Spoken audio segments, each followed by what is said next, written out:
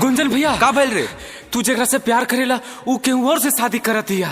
नहीं, असंभव। काहे की पूजा हमार बाड़ी हमार ही रही। अगर ओकर शादी होई तो हमरा से, केहू और से ना। अगर विश्वास नहीं खे तो खुदे जाके अपना अखिया से देख लो।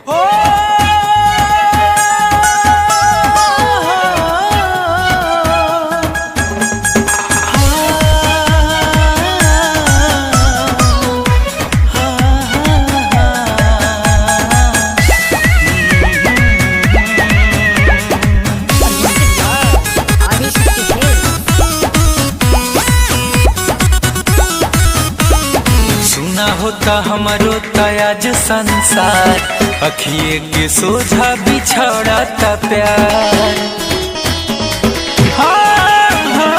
सुना होता हमारो तयाज संसार, अखिए के सोझा बिछड़ता प्यार।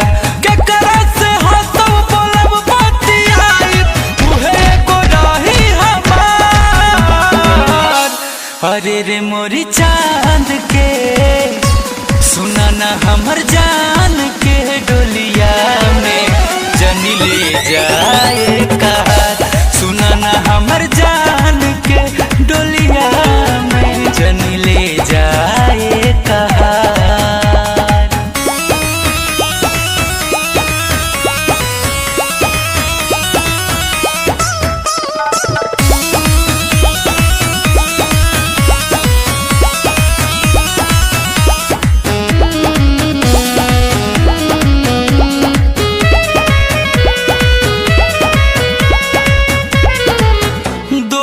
नइखे उनकर रही हम हिया भागा, कवने करान हमके दे ताड़ी दागा।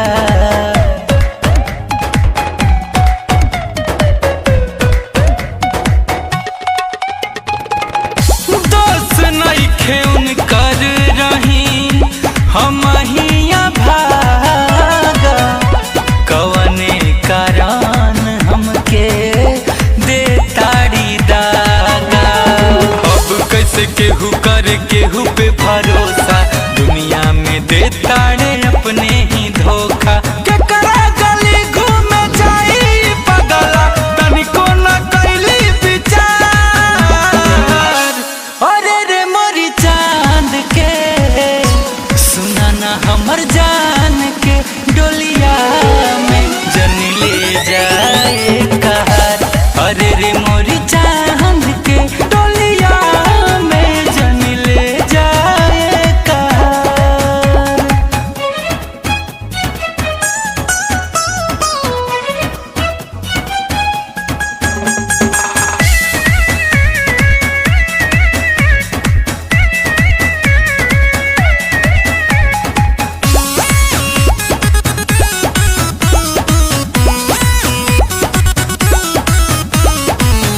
सिगरेट से जार हाथ पर लिखनी उनका नाम के, कैसे बैठल बाड़ी उ डोली में घूंघट तान के।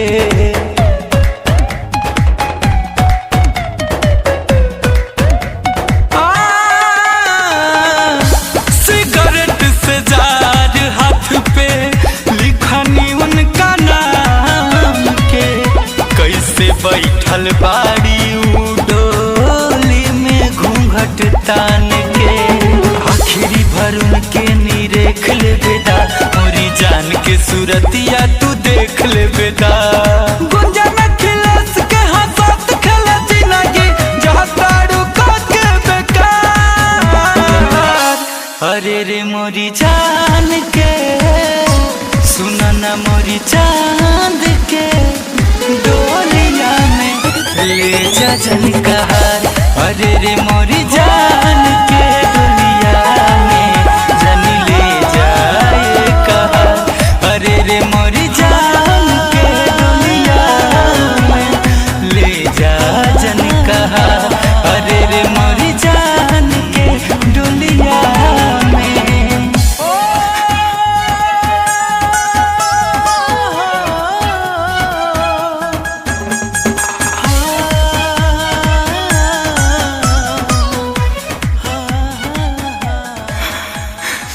जन ले जा हे कहा